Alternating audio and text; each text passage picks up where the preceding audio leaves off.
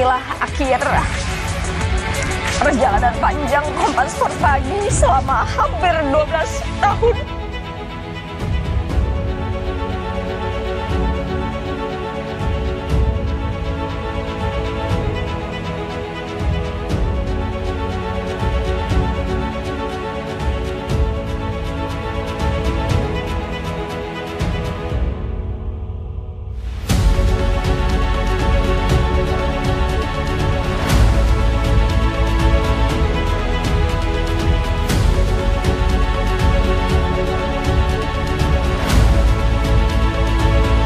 Halo Sobat Antara, kembali lagi dalam program Bicara di Antara Megapolitan bersama saya Heru Starman. Dan saat ini saya berada di kantor Antara BPJ di Bogor. Dan saat lagi kita akan bincang-bincang dengan pakar komunikasi, dengan Dr. Jupri Al-Khatiri. Yuk kita sambut Bapaknya. Assalamualaikum. Waalaikumsalam. Selamat datang di kantor Antara Biro Penjaga Jakarta, Bapak. Hatur nuhun pisan nih sudah datang. Kita ngobrol sebentar, Pak ya. Izin, mari. Assalamualaikum. Waalaikumsalam. Ya ampun, sahabat lama nih. Alhamdulillah sehat ya. Sehat. Ya, selamat datang di Antara Biro Penjaga Jakarta Bogor. Terima kasih. Ya, silakan masuk yuk. Ayo. Ya. Ayo, silakan. Yuk. Terima kasih. Ya. Baik, Sahabat Antara, saat ini saya sudah kedatangan tamu spesial, yaitu Dr. Jupri Al-Khatiri. Beliau adalah pakar komunikasi yang saat ini juga sudah melanglang buana nih Pak ya di berbagai kampus, di ISIP, terus di UIN, lalu di Jakarta. Selamat sore, Mbak. Selamat sore. Gimana kabar? Baik. Terima kasih. Saya bicara komunikasi ya, tentunya berhubungan dengan media lah ya.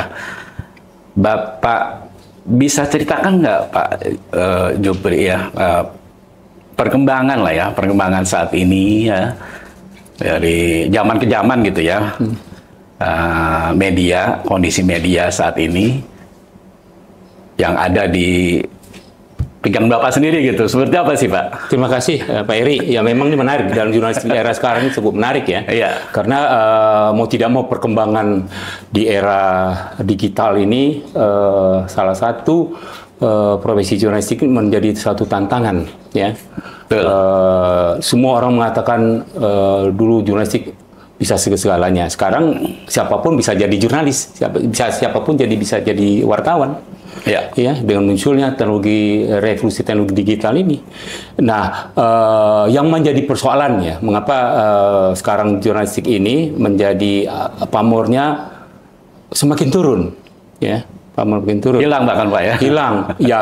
Nyaris. Mungkin menurut saya ya, sebagai orang praktisi, pernah jadi dosen juga, ya pertama kita harus dari sisi agama ya ini udah sunatullah, hukum alam. Setuju apa tidak setuju itu hukum alam, ya. Nah, perkembangan dalam hukum alam ini yang dituntut bahwa munculnya generasi Z sama generasi A sekarang kan generasi Alpha sama milenium itu ini trio ini. Nah, bagaimana posisi jurnalistik ke depan? Ya kita harus mengacu pada melihat apa sekarang yang dimauin oleh tiga generasi tadi. Betul. Ya, mendudukkan posisi jurnalistik itu bisa sejajar dengan munculnya media-media sosial yang baru, itu menjadi suatu pekerjaan yang menarik bagi jurnalis. Iya betul ya, karena mesti berbarengannya dengan media-media baru seperti TikTok atau Instagram. Nah, dari hal itu, jadi media sendiri dari situ mungkin kelihatannya hancur ya, satu persatu berguguran gitu ya. Ya saya setuju itu hancur, tapi yang jelas perlu kita ingat bahwa tidak boleh memusuhin munculnya media-media. Betul.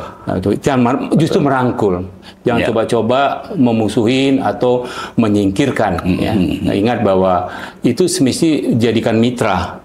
Referensi kita bahwa adanya media-media baru, new media ini seperti TikTok, Instagram, YouTube yang terutama Pak. YouTube itu kan justru mendukung kita mengikuti irama jurnalistik ini dicintain oleh generasi milenial, generasi Z, generasi Alpha ini. Ya, kenapa? Ya, karena kita tahu bahwa generasi-generasi tadi untuk minat bacanya sangat lemah. Ya, membaca udah malas. Udah malas. Ya. Udah malas. Kenapa? Dia mau menonton itu tidak bisa otak kanan maupun otak kiri. Iya, betul. Untuk speednya seperti tinggi seperti orang membaca. Betul. Membaca otak kanan, otak kiri. Otak kanan itu lebih mengingat, tapi otak kiri lebih bagaimana dia menganalisis ya. Iya, zaman sekarang lebih enak scroll aja gitu ya, tanpa baca lengkap sampai bawah gitu. Jadi udah video seperti ini ya udah scroll lagi. Itulah tugas seorang jurnalis. Jurnalis ini tidak boleh egonya mengatakan berdasarkan Undang-Undang Pers nomor 40 tahun 99, Kode Etik Jurnalistik harus disesuaikan, direvisi, bukan berarti dibuang atau berarti ditolak ya. Dalam arti munculnya mitra media-media baru ini semacam pesaing tidak, tapi dirangkul. Ya, dalam kode etik jurnalistik maupun undang-undang pers tidak ada media sosial ini masuk. Satu-satunya harus ada terpikirkan, harus mulai sekarang media sosial, mau TikTok, mau Instagram, mau WA, itu harus masuk ke ranah undang-undang pers nomor 40 tahun 99 dan di kode etik dia dirangkul. Udah saatnya mungkin ya. Udah saatnya. Jadi kita rangkul, kita lihat di sini. Ya. Jadi tidak ada lagi istilahnya anak bawang, tapi bagaimana mitra kita dalam arti memberikan kepuasan, memberikan kecerdasan bagi masyarakat, audien, influencer atau katakanlah pembaca yang bisa mensejajarkan ya jurnalistik era dulu dengan jurnalistik sekarang. Zaman sekarang. Ya, kalau tidak tadi ya akan hilang ya sunatullah tadi, hukum alam. Ya. Dan perlu untuk menerapkan ini dibutuhkan ya tadi semacam tabayun, cek and recheck. Betul. Cek and recheck itu udah berhenti Pak, udah lama tuh. Iya, itu masalah. Tapi tabayun arti kita cek maunya anak muda sekarang apa. Ya, hasil riset dari salah satu perguruan tinggi negeri di Jakarta, ya. Fakultas ilmu sosial dan ilmu politik, prodi komunikasi untuk semester genap yang lalu, prodi konsentrasi komunikasi 0, sadis kan, berarti tidak ada minat. Survei mengatakan bahwa pekerjaan yang paling tidak disenangi anak-anak generasi tadi, milenial, Z dan Alpha ini menjadi jurnalis. Nah, ini menjadi quote and quote, inilah tugas kita orang komunikasi. Ya, ini menurut saya gambarannya. Baik, makasih. Lalu Dok, ini ya bicara ini pengalaman aja dulu ya, pengalaman Dokter. Dulu pernah kan di SCTV ya, Dok? SCTV, ya. Di media cetak. Ya, media cetak juga ya waktu itu. Terus melihat itu perkembangan sampai saat ini gitu ya, itu sebab dan dampaknya untuk media kondisi saat ini apa sih, Dok? Ya, pertama media lama, media mainstream ya, media lama itu nggak mau berkaca diri aja, masih ada egonya itu yang perlu ditanam, ego. Jadi tidak mengatakan jurnalis itu paling hebat, dia bisa lagi. Ya, ini kan tadi sunatullah tadi, hukum alam ya. Hukum alam ini bukan berarti kita pasrah, tapi bagaimana kita merangkul ya. Mengatakan pekerjaan jurnalis itu yang merasakan paling hebat, nggak bisa lagi. Ya kita harus istilahnya itu kita turun ke lapangan. Ya, semua orang mengatakan jurnalis, semua orang mengatakan wartawan. Ini nggak bisa. Orang mau bekerja di televisi, bukan jadi jurnalis, mau jadi presenter. Ya bayangin presenter. Dia nggak ngerti dia jurnalis. Nah, inilah yang menjadi bagaimana duduk bersama, menyadari tidak mengatakan kita yang paling hebat. Ya, itu yang perlu menyadari. Ayo kita bangun bersama. Bagaimana orang itu kita rangkul? Apakah dalam tataran lazimnya di masyarakat maupun secara hukum? bagaimana media-media sosial itu kita masukkan dalam ranah kita di Undang-Undang Pers nomor 40 tahun 99 maupun di Kode Etik Jurnalistik. Kalau itu sudah dia merasa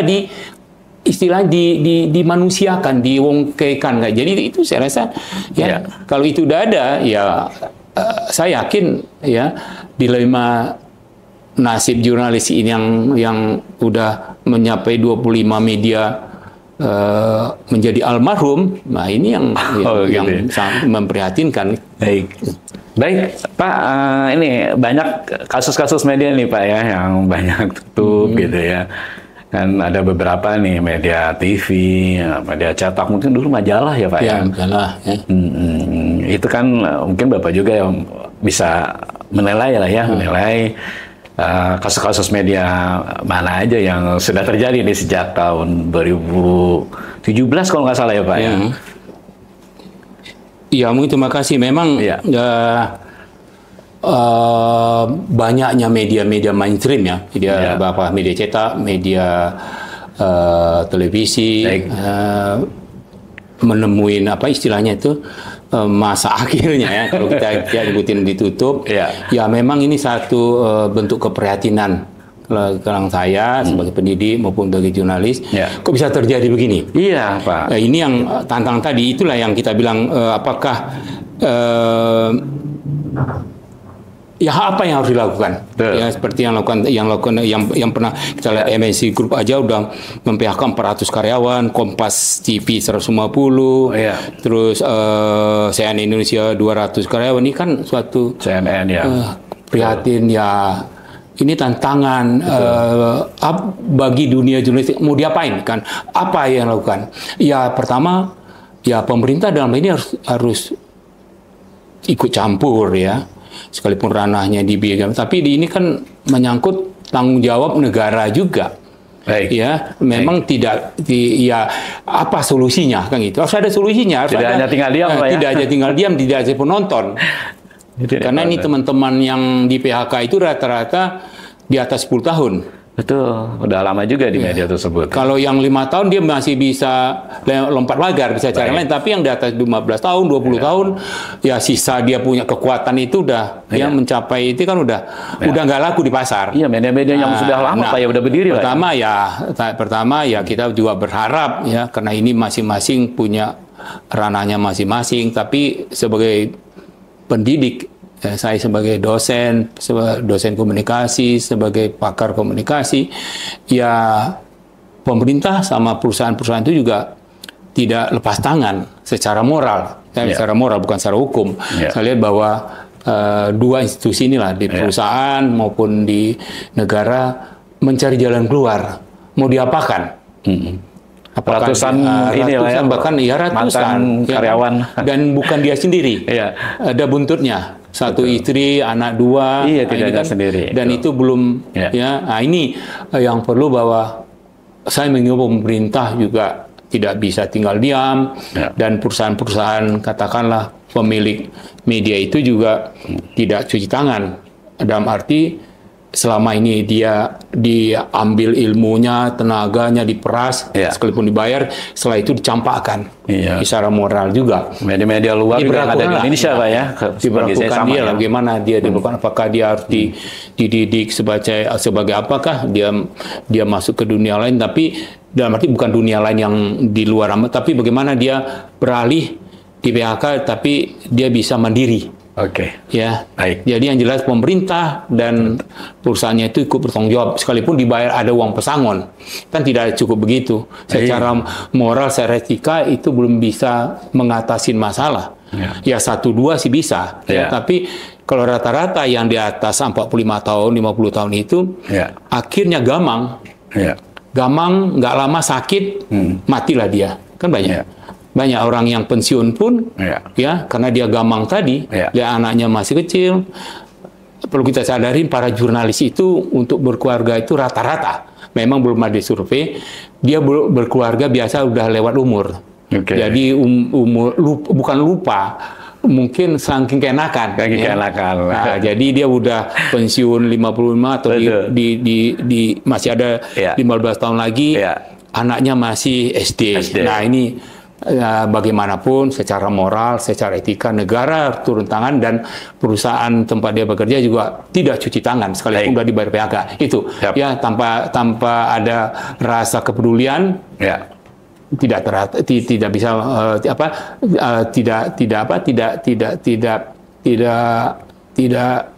tidak menjadi suatu solusi dengan membayar PHK. Itu Pak Iri. Ya, paling tidak jurnalis juga harus multitasking gitu. Jadi untuk mempertahankan medianya itu dia tidak hanya berperan sebagai wartawan, berperan juga sebagai seorang yang mungkin bisa bisnis gitu ya Pak ya. Paling tidak itu. Bagus ya kalau soal itu saya multitasking itu wajib sekarang. Dan saya yakin anak-anak generasi milenial, generasi Z, generasi Alpha ini jago multitasking. Khususnya mengenai teknologi informasi itu meleknya beda dengan generasi saya pasca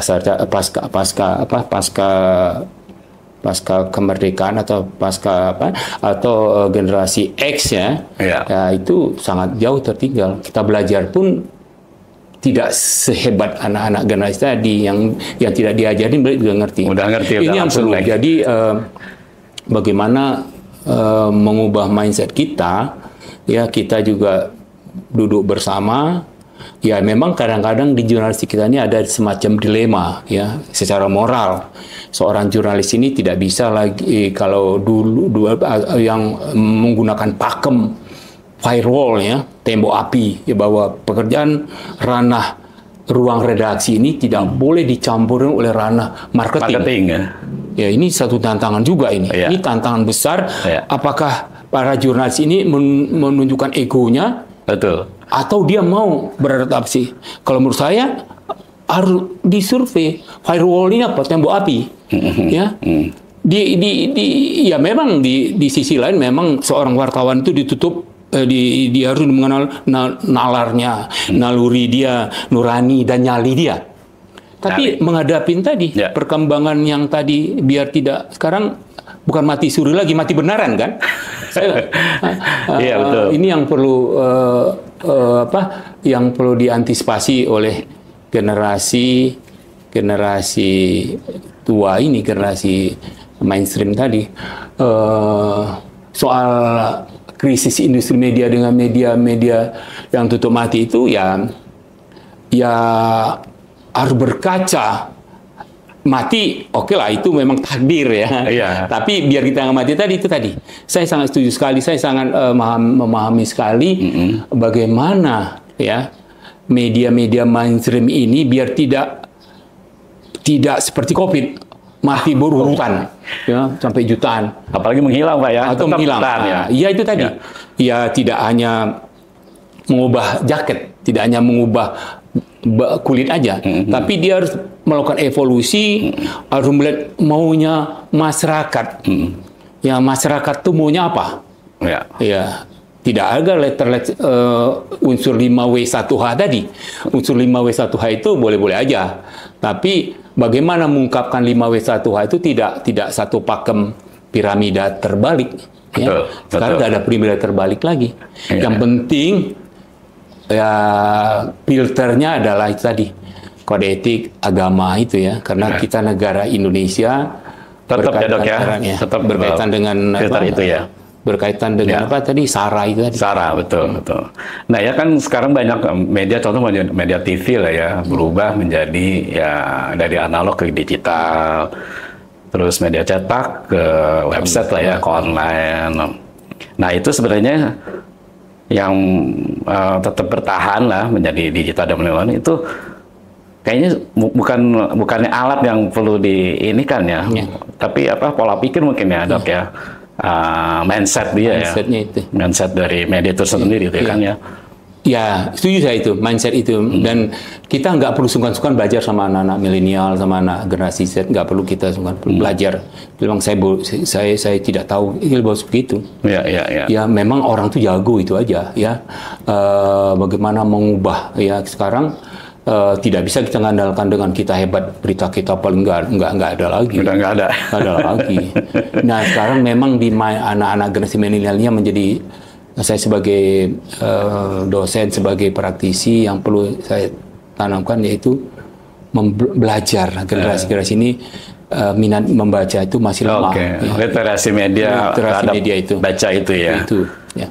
Ya, baik dari membaca maupun di bidang media sosial ya, Dok ya. Dari dia langsung gitu. Ya. Terjun gitu kan. Nah, kondisi seperti ini ya, Pak, kalau misalnya dirasakan itu sampai kapan nih kondisi ini? Kalau misalnya menurut dari sisi pakar komunikasi. Terima kasih. Bisa cepat, bisa lambat. Cepat kalau bisa merangkul tadi media sosial anak-anak generasi tadi yang masuk ke dunia kita dengan dia masuk ke sistem karena kita negara hukum ya, mau tidak mau ada kode etiknya secara moral, ada undang-undang pers dimasukin begini loh. Bikin berita harus punya etika. Bukan tidak boleh gambar sadistis, tapi kita secara etika kan tidak elok. Betul. Tidak pantas. Ibarat kalau kita mau menyubit orang sakit, kita harus cubit dulu. Sakit nggak? Begitu juga informasi kita sampaikan itu kalau katakanlah satu tabrakan yang sangat sadistis, fatal, fatal, kita gelindingin itu berita, kita mungkin tidak merasa, tapi pihak penonton, pihak keluarga itu kan merasa. Betul. Nah, ini yang perlu perlu disadarkan dengan cara apa? Dengan saling mengingatkan, ada filter-filter tadi soal filter, ada semacam filter agama. Betul. Sopan santun, attitude itu kan sekarang yang mau tidak mau setuju apa tidak setuju generasi milenial, generasi Z ini attitude atau sopan santun itu agak miris sedikit ya, miris. Beda dengan era saya dulu, masih ada santun, bukan berarti generasi sekarang tidak santun, tapi sangat disayangkan ya cuek ya, menganggap sesuatu itu masa bodoh. Betul. Menganggap merasa orang itu yang lebih tua itu bodoh. Itu sebenarnya memang bodoh, tapi inilah yang perlu kita sadarkan generasi-generasi itu bagaimana mengungkapkan kata-kata itu sepatutnya kan gitu. Mungkin di antara sama generasi oke-oke aja, tapi untuk masuk ke generasi senior. Nah, dalam praktik jurnalistik itu yang perlu mengubah mindset anak-anak yang kurang dari sisi attitude-nya, sopan santun itu yang perlu diingatkan lagi, dan unsur-unsur etika, unsur-unsur hukum itu perlu. Ini sekarang kalau kita lihat kan masih abai, bukan berarti orang itu melupakan, bukan tidak tahu, tapi lebih cenderung mengabaikan, lebih senang egonya muncul gitu. Itu yang perlu kita di generasi tua untuk menyadarkan, atau bukan menyadarkan, merangkul dia, ini kurang elok, ini kurang pas. Tapi dimanapun juga, tidak hanya di dalam negeri ya media, terus media di luar negeri pun seperti itu Pak ya. Dia sendiri tidak bisa menentukan kapan kondisi ini akan stabil, tidak terus-terusan berjatuhan gitu. Ya, ini kan udah kondisi seperti ini gitu ya Pak ya. Kondisi media juga sedang tidak baik lah kayak gitu. Nah, kira-kira dari pandangan Bapak itu solusinya itu atau media ini agar tetap eksis tuh seperti apa tuh, Pak? Ya, pertama tetap mengacu kepada etika yang berlaku di masyarakat, hukum yang berlaku. Yang kedua, mengingatkan kepada generasi milenial, generasi Z, dalam menulis berita harus mengacu tadi. Kalau dalam menulis berita yang perlu diingatkan bahwa seorang jurnalis, apakah jurnalis itu senior apa junior, sebelum dia berkarya dia kan harus dia harus ke lapangan melihat fakta dan peristiwa. Itu perlu ya. Yang berikutnya dia menulis informasi secara cover site berimbang. Yang ketiga bisa diverifikasi. Ya, bukan berarti dia tidak percaya. Ini yang perlu menyadarkan untuk generasi ini. Betul. Ya, bukan tidak percaya. Nah, ini yang perlu, kalau ini udah masuk ya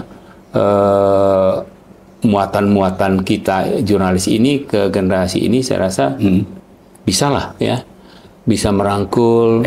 Kita juga era yang tadi Pak Eri khawatirkan itu bisa. Nah, ini tugas semua pendidik, masyarakat, dan para jurnalis senior itu juga menjelaskan ini loh, itu ya. Kalau itu ya bisa terlaksana, saya yakin tadi pertanyaan sampai kapan, ya itu tadi, kalau hanya menaik sampai kapan ya sunatullah jawabannya. Tapi kan sunatullah kan tidak hanya berasal hukum alam, tapi kita pilih bisa kan? Tetap.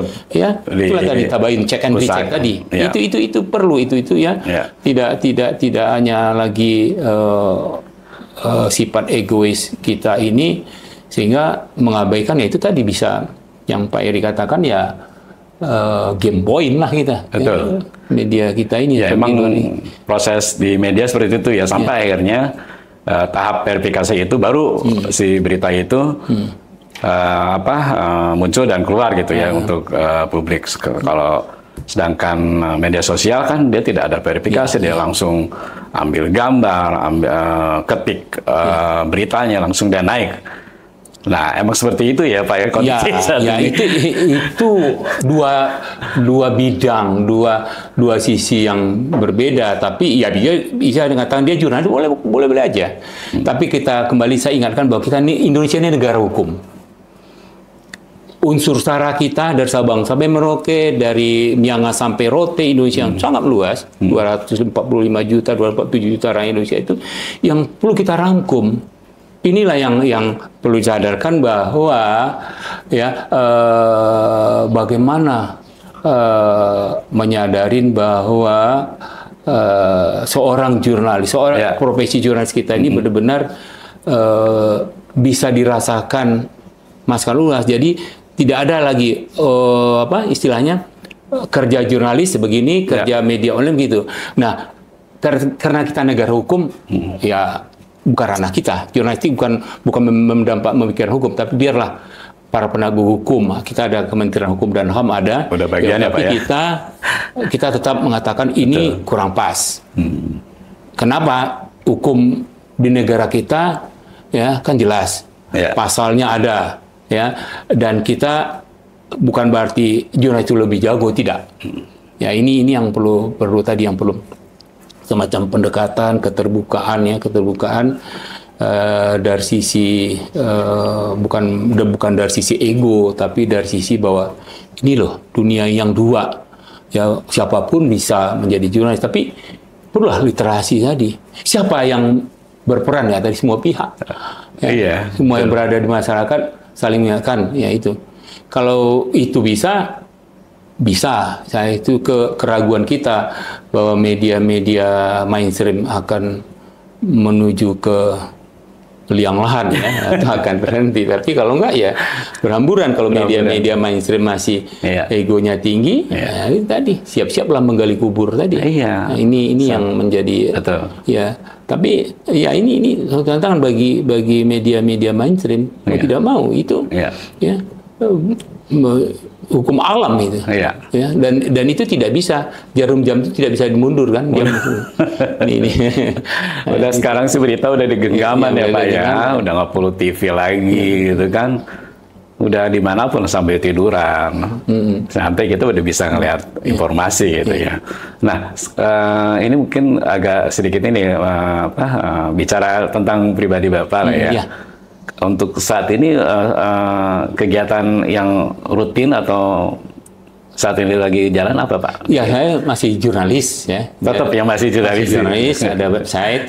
Terus ini dosen ya, masih ngajar di mana Pak? Di Pascasarjana ISIP, Sarif Hidayatullah, dan di uji kompetensi wartawan. Ya, karena bagaimanapun uji kompetensi wartawan itu perlu, bukan berarti merendahkan para jurnalis, tapi bagaimana mensinkronkan kerjanya itu, mengingatkan, bukan tadi literasi juga, literasi media, betul. Bahwa uji kompetensi wartawan itu salah satu bidang saya juga. Saya penguji kompetensi di kantor Berita Antara di Lembaga Prasetyo Utomo itu dari tahun 2011. Jadi sampai sekarang, terakhir minggu lalu menguji sejumlah wartawan yang berdomisili di Bogor, dan di Depok. Oke. Nah, itu dibiayain oleh negara, dalam hal ini Dewan Pers ya. Oh, Dewan Pers ya Pak? Ya, Dewan Pers ya. Dan lembaga ujinya itu adalah LPDS Jakarta. Ya, tadi saya sebelum kita ngobrol tuh ada miris tapi sedap tuh, gimana tuh wartawan di bidang jurnalis? Ya. Gimana tuh? Ngeri sedap itu ngeri sedap itu. Ya bagaimana? Nggak ada iklan medianya. Perusahaannya nggak usah gaji. Oke. Iklan kita berdasarkan dari riset yang dilakukan oleh Dewan Pers tahun lalu, 80% iklan kita diambil oleh media sosial, TikTok, YouTube, Instagram, udah tinggal 20%. Ini riset dari Dewan Pers yang valid. 20% itu berebut. Media kita, mau SCTV, mau RCTI, mau CNN, mau apa, kita berebut. Belum lagi media-media online, Detikcom, Kompas.com. Ngeri lah ya. Ngeri sedap situ. Ngerinya di situ. Sedapnya gimana? Kita merasa enjoy. Karena seorang jurnalis itu dia diasah otaknya secara otomatis, otak kiri, otak kanan jalan. Dia tuntut belajar. Tetap belajar. Belajar perlu. Belajar, kan nggak boleh beli buku. Karena ada e-booknya, nah itu yang membuat. Yang penting mau belajar. Nama itu mau belajar tidak. Nah, untuk jadi jurnalis ini kan terus diasah gitu. Itu diasah. Kenapa? Orang anggap tulisannya dangkal menarik karena nggak belajar. Kalau kita belajar, kita akan menyesuaikan. Sadar ini berita kita ini gini dan kita belajar, koreksi kita. Itu belum. Saya pun udah umur tua gini tetap belajar. Saya tetap belajar ya sebelum menulis berita harus menguasai dulu topiknya. Ya topik. Kita menguasai topik, nanti kita ke lapangan. Mengapa kita ke lapangan? Kita melihat fakta peristiwa, bukan kita dari mimpi. Mimpi nggak perlu jadi berita. Kalau untuk film bisa sinetron, sinetron bisa di skenario kan. Tapi kalau jurnalis bukan skenario, fakta peristiwa diverifikasi, dilihat naik gitu ya. Ada dan disampaikan ke ruang publik ya. Nah, itu yang perlu ya. Kalau itu saya rasa ngerinya tuh nggak akan hilang, ngeri sedap itu. Dia bilang ngeri sedap itu hilang itu ya. Ya tadi yang ngerinya pertama nggak mau anak-anak jadi jurnalis karena duitnya nggak ada, susah. Ya. Sementara media mainstream yang top-top juga membunuh nasib wartawan ya. Itulah. Siapa pemerintah apa itu ya. Betul. Ini jadi itulah ngeri sedapnya. Ya, tapi pengalaman Pak Jeffrey dari SCTV dulu ya. Apakah nggak ada niat bikin media lagi atau? Kalau media televisi kayaknya agak sulit karena apa? Kalau media ini kan televisi ini dia punya milik pemerintah dalam konteks frekuensinya. Frekuensi TV lokal, TV nasional udah di close ya. Kalau lebih sekarang tadi kan munculnya YouTube, munculnya podcast kan udah ada. Nah ini saya rasa tantangan juga. Apakah nanti kalau dikelola seperti personal, seperti TV mainstream ya, itu ya sekarang mau tidak mau YouTube, podcast itu ya bukan milik Indonesia. Sayangnya di situ ya iklannya diambil lari ke luar negeri. Nah itu yang kita sedihkan juga. Saya nggak tahu apakah ini akan menjadi tantangan. Tapi di saya lebih cenderung sebagai pengajar, memberikan motivasi dan mengelola satu website ya. Itu lebih sifatnya pencerahan, bukan mengguruin, tapi pencerahan. Itu Pak Eri. Pak terakhir ya harapan nih ya, harapan Pak Jufri ya dengan kondisi media seperti ini apa sih? Harapan saya banyaklah generasi milenial dan generasi Z jadi jurnalis ya. Kenapa? Biar karya-karya anak-anak generasi muda milenial dan itu bisa dibaca, bisa menjadi cermin bahwa Indonesia ini memiliki manusia-manusia cerdas, ya. Amin, Pak. Survei dari Bappenas saya baca 2 tahun yang lalu bahwa kita ada 12 negara ASEAN negara ASEAN yang masuk dalam kelompok ASEAN ini, ya Indonesia, Malaysia, Burma, ASEAN ya. Itu generasi milenial kita lebih tinggi dari negara-negara ASEAN lain ya. Oke. Dan itu udah membuat negara tetangga kita, Singapura, Malaysia, Filipina, Thailand ketakutan generasi. Kenapa? Generasi kita ini banyak yang udah di atas. Nah, ini yang kita ketuk satu pencerahan bagi hasil riset Bappenas itu, mencerahkan bagaimana anak-anak milenial ini, anak-anak generasi Z ini mau menjadi jurnalis. Dalam konteks dia menyampaikan informasi, mencerahkan, mendidik, ya. Kalau dia tidak menggeluti profesi jurnalis, tapi menyampaikan seseorang kan menjadi jurnalis, menyampaikan di media sosialnya, new medianya itu benar-benar produknya jurnalistik berdasarkan kode etik maupun undang-undang dasar. Berarti menyadarin bahwa ada poin-poin menyampaikan informasi yang sesuai kode etik itu, ada hal-hal tidak secara vulgar memberitakan apa yang ada di lapangan, menggunakan attitude, menggunakan perasaan, ya, perasaan biar dia punya istilahnya, dia punya rasa empati. Ya, empati ini yang perlu jadi tidak mati rasa. Kalau kita lihat masih ada kesannya anak-anak sekarang cuek, ya, mati rasa itu masa bodoh kan gitu. Iya, mudah-mudahan seperti itu kondisinya Pak ya. Ya, mudah-mudahan ini harapan-harapan dari Bapak dengan kondisi seperti ini mulus dan berjalan berakhir lah ya, seperti itu. Saya yakin sebagai pendidik, saya yakin bahwa tinggal bagaimana merangkul generasi milenial, generasi Z ini, dia bisa dimomongin, bisa diberikan kebebasan sejauh kita mensupport ilmu maupun literasi media. Itu kuncinya. Tugas siapa? Ya tugas semua orang. Semua yang pandai memberikan itu. Saya rasa itu Pak Eri. Ya, makasih Pak Jupri, ini semua informasinya benar-benar bermanfaat dan semoga tetap eksis ya Pak ya. Dan tetap di komunikasi tetap number one. Terima kasih Pak Eri. Baik, kapan-kapan kita undang lagi nih Pak nih kesempatan lain ya di Antara. Ya, sangat senang hati untuk memberikan pencerahan. Terima kasih. Baik, sahabat Antara, demikian bincang dengan Pak Dr. Jupri Alakatiri bersama Antara Megapolitan. Saya Heri Sutarman berserta kru mohon pamit. Jangan lupa like, comment, and share, subscribe di channel YouTube Antara Megapolitan. Terima kasih. Assalamualaikum warahmatullahi wabarakatuh. Waalaikumsalam. Terima kasih Pak. Ya, terima kasih.